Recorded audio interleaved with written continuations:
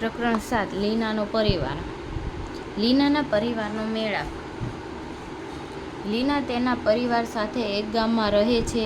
તે તેના દાદા દાદી, માતા પિતા અને ભાઈ બહેન લલિત સાથે રહે છે. તેના કાકા કાકી અને પિતરાઈ ભાઈ બહેન તેમના ઘરની નજીક રહે છે. લીના પાટલા ઉપર ઊભી છે. તેને લાંબા દેખાવ ગમે છે. પરિવારના સૌથી ઊંચા સભ્યને ફરતે શોધો અને ગોળ કરો. સૌથી ઊંચું કોણ છે? એમના પાપા.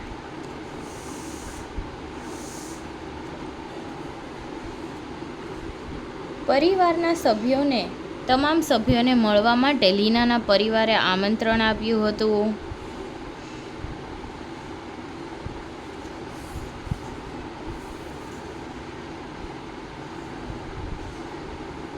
લીનાના પરિવારમાં કેટલા સભ્યો રહે છે? દાદા દાદી, માતા પિતા, ભાઈ અને લીના પોતે. આટલા લોકો રહે છે. અને તેના કાકા કાકી અને પિતરાઈ ભાઈ બહેન ઘરની નજીક રહે છે. એટલે એ પરિવારના સભ્યો જ કહેવાય. દાદા દાદી, માતા પિતા, ભાઈ અને લીના પોતે, કાકા કાકી, પિતરાઈ ભાઈ અને બહેન. કેટલા લોકો થયા? 10. કુટુંબના સૌથી ઊંચા સભ્યો પર ખરાની નિશાની કરો.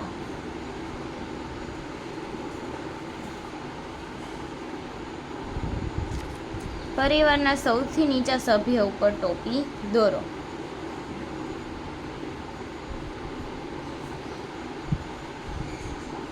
કોણ લીનાની માતા કરતા ઊંચા છે? પણ લીનાના પિતાજી કરતા નીચા છે. માતા કરતા ઊંચા અને પિતાજી કરતા નીચા. દાદા છે. તમારા કુટુંબમાં સૌથી ઊંચું કોણ છે અને સૌથી નીચું કોણ છે? સૌથી ઊંચા પપ્પા અને સૌથી નીચું ધોરણ 3નું અથવા ધોરણ 2નું બાળક, ધોરણ 1નું બાળક. તમારા અથવા તો નાના ભાઈ બહેન. તમારા વર્ગમાં સૌથી ઊંચું કોણ છે? પ્રિશિવ. તમારા વર્ગખંડમાં કેટલા બાળકો તમારા કરતાં ઊંચા છે? 25 બાળકો.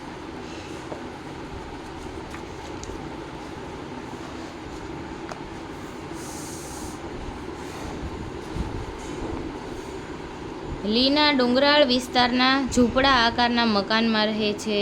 આયર્યું. શું તમે ચિત્રમાં તેના ઘરને શોધી શકો છો?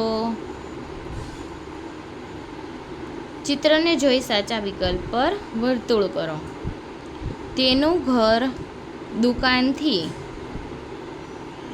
સૌથી નજીક છે અને શાળા સૌથી દૂર છે.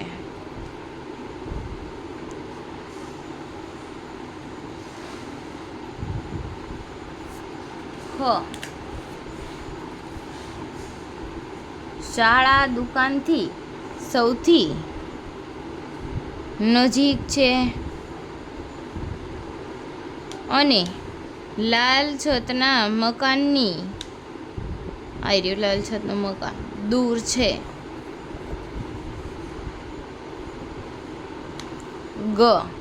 બાળક સ્કૂલ બસથી સૌથી નજીક છે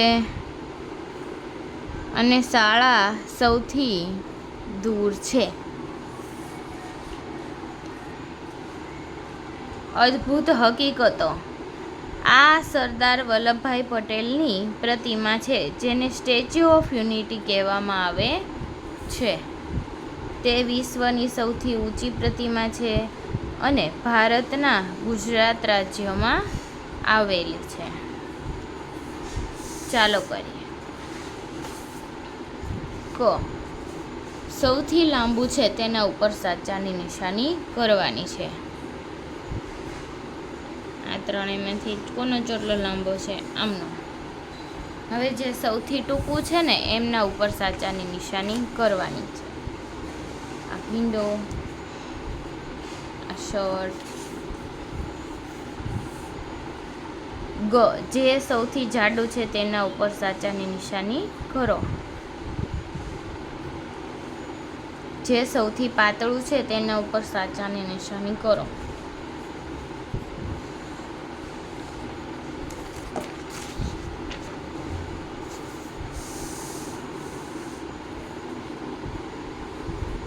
વિચારો અને કરો. આના કરતાં પણ લાંબી લાકડી અથવા વાંસ દોરો. આપણે દોરી લાંબી લાકડી. આના કરતાં ટૂંકું દોરડું દોરો.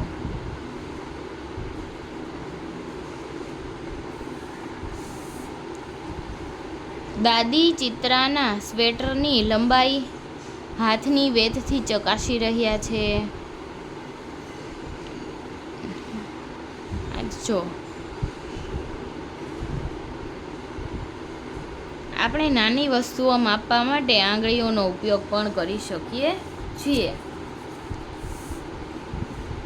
ચિત્રા હાથની વેતનો ઉપયોગ કરીને લાકડી, મેજ એટલે કે ટેબલ, સીસા પેન અથવા નોંધ પોથીની લંબાઈ પણ જાણવા માંગે છે.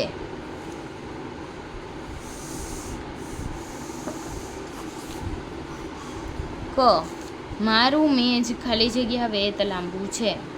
તમારે તમારું મેજ, દફતર, વર્ગખંડમાં કાળું પાટિયું, મારી ગણિતની ચોપડી, મારો હાથ અને મારા મિત્રનો હાથ.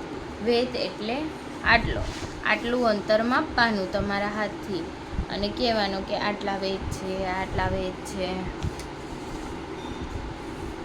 શું ચિત્રા આ બધું વસ્તુઓની લંબાઈ શોધવા માટે હાથના વેતનો ઉપયોગ કરી શકે છે? હા. જાણો કે તમારી આસપાસ કઈ વસ્તુઓ છે હાથની વેત કરતાં ટૂંકી છે અને તેના પર વર્તુળ કરો. શું આપણે પણ વસ્તુઓની લંબાઈ શોધવા માટે આંગળીઓનો ઉપયોગ કરી શકીએ છીએ? ધારો કે આ પેન્સિલ છે, એ પેન્સિલ એક વેતની છે આપણે એમ કહી શકીએ.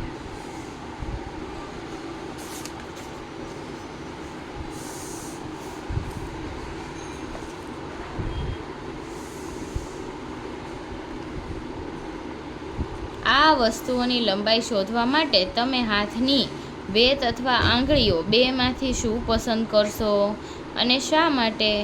કોષ્ટકમાં તમારા વિકલ્પ ફરતે ગોળ કરો. આ બધી વસ્તુઓની લંબાઈ શોધતા પહેલાં અનુમાન કરવાનો પ્રયાસ કરો.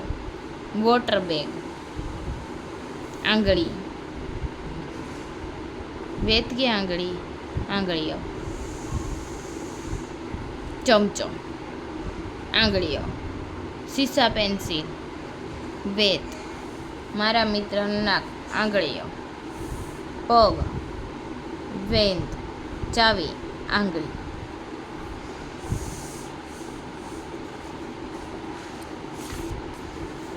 મારી બેઠક અને વર્ગખંડના દરવાજા વચ્ચેનું અંતર. હવે જો તમારા પગલાંથી તમારે માપવાનું છે. માનો કે તમારા બેઠક તમારી અને પગલાં વચ્ચે 10 પગલાંનું અંતર હોય, તમારા તારણ કેટલા હોય? 12 ડગલામાં થઈ જશે. એવી રીતે પગલાંમાં. વર્ગખંડની એક બાજુ, પલંગ અને શૌચાલય વચ્ચેનું અંતર, તમારા ઓરડાની 2 દિવાલ વચ્ચેનું અંતર. ચાલો કરીએ. ક, ભારે વસ્તુઓ ઉપર સાચાની નિશાની કરો. આ બંનેમાંથી ભારે કોણ છે એની ઉપર સાચાની નિશાની કરી દેવાની. હવે ખ, હલકી વસ્તુઓ ઉપર સાચાની નિશાની કરો. આ બંનેમાંથી હળવું કોણ છે? આ વાળું. થઈ ગયું?